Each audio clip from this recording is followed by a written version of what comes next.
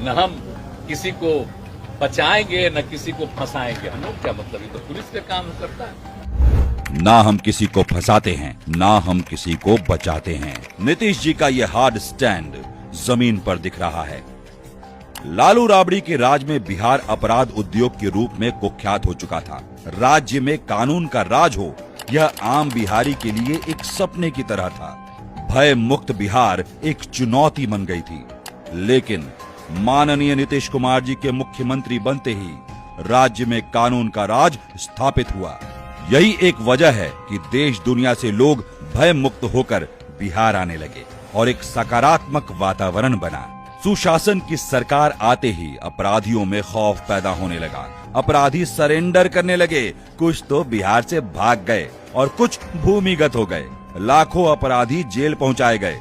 यही वजह थी कि वर्ष 2005 के बाद बिहार में अपराध का ग्राफ तेजी से नीचे गिरा, जो क्राइम कंट्रोल के नीतीश मॉडल के नाम से देश भर में चर्चित है।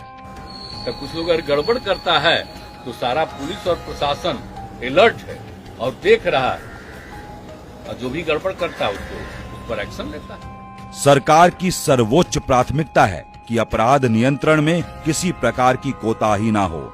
मुख्यमंत्री नीतीश जी का हमेशा सख्त निर्देश रहा है कि अपराध की जांच के काम तेजी से हों और जिससे दोषियों पर तुरंत एक्शन हो। बिहार सरकार ने अपराध और अपराधियों के खिलाफ एक बेहद सख्त और निर्णायक रुख अपनाया है।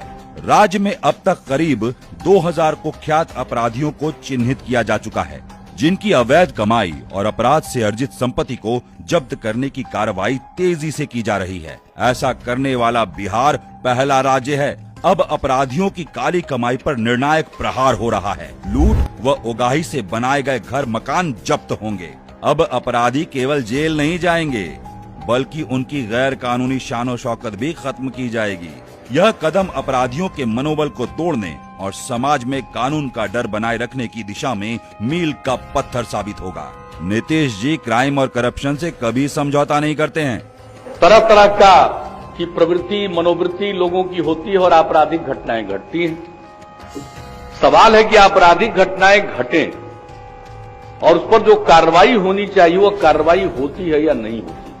पहले अपराधियों को सत्ता का संरक्षण था, लेकिन आज अपराधियों पर जीरो टॉलरेंस की नीति से कार्यवाही हो रही है और उनकी संपत्तियां जब्त की जा रही हैं।